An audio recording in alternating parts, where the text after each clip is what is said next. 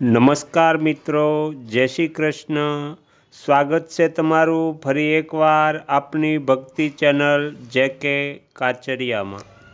આજના વિડીયોમાં આપણે સાંભળીશું કે મૌની અમાસના દિવસે પવિત્ર સ્નાન, દાન અને પિતૃતર્પણનું શું મહત્ત્વ છે અને સુખ સમૃદ્ધિ માટેના ખાસ ઉપાયો. તો મૌની અમાવસ્યા 18 જાન્યુઆરી 2026 અને રવિવારના રોજ પોષ મહિનાની અમાસના દિવસે ઉજવવામાં આવશે. મૌની અમાવસ્યા રવિવારે આવતી અમાસનું ઘણું વધારે મહત્ત્વ માનવામાં આવ્યું છે. આ તિથિ પર પિતૃઓ માટે શ્રાદ્ધ કરવામાં આવે છે.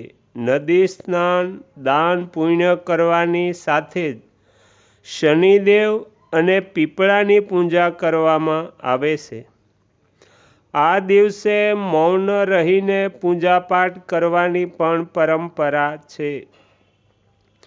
મૌની અમાસના સંબંધમાં માન્યતાઓ છે કે આ દિવસે મનુ ઋષિનો જન્મ થયો હતો અને મનુ શબ્દ પરથી જ આ અમાસને મૌની અમાસ કહેવાય છે.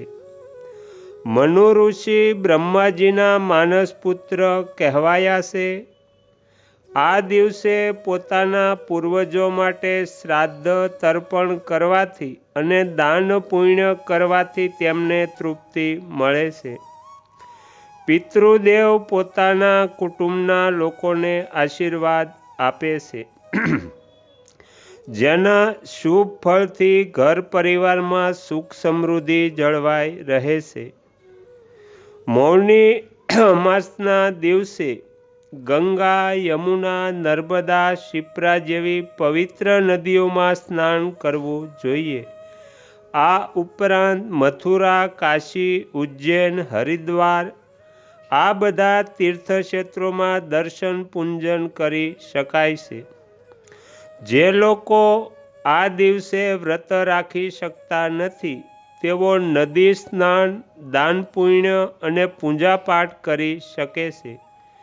જે લોકો નદી સ્નાન પણ નથી કરી શકતા તેઓ ઘરે જ પાણીમાં ગંગાજળ ભેળવીને સ્નાન કરી શકે છે.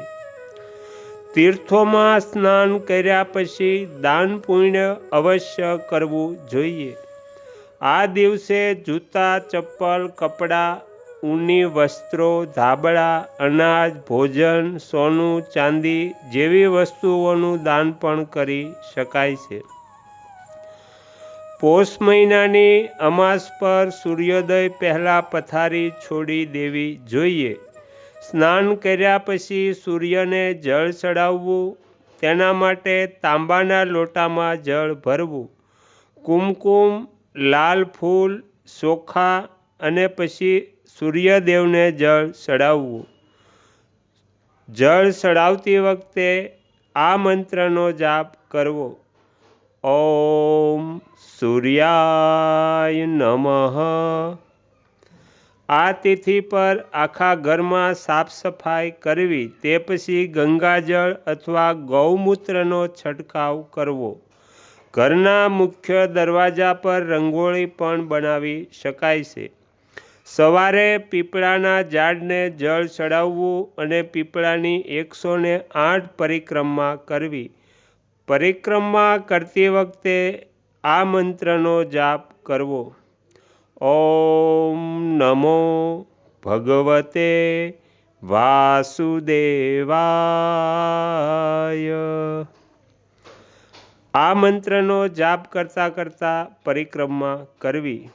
આ અમાસ પર મૌન રહેવાની પરંપરા છે. જો આખો દિવસ મૌન રહેવું શક્ય ન હોય તો ઓછામાં ઓછું પૂજાપાઠ કરતી વખતે મૌન ધારણ કરવું જોઈએ. મૌન સાથે ધ્યાન પણ કરવાથી મન શાંત રહેશે અને નકારાત્મક વિચારો દૂર થશે.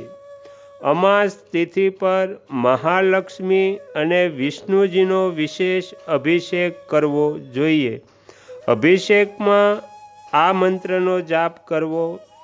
ઓમ નમો ભગવતે વાસુદેવાય.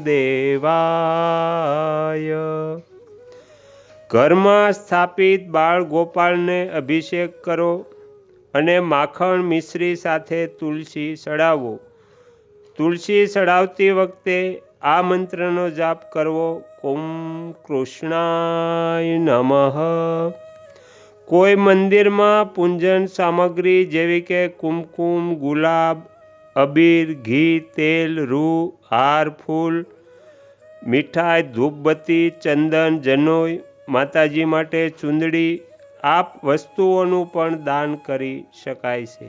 આગળના વિડીયો જોવા માટે આ ચેનલને આ રીતે સબસ્ક્રાઈબ કરો અને આવનારા વિડીયોનું નોટિફિકેશન મળી રહે તે માટે બેલ આઇકન પણ દબાવો.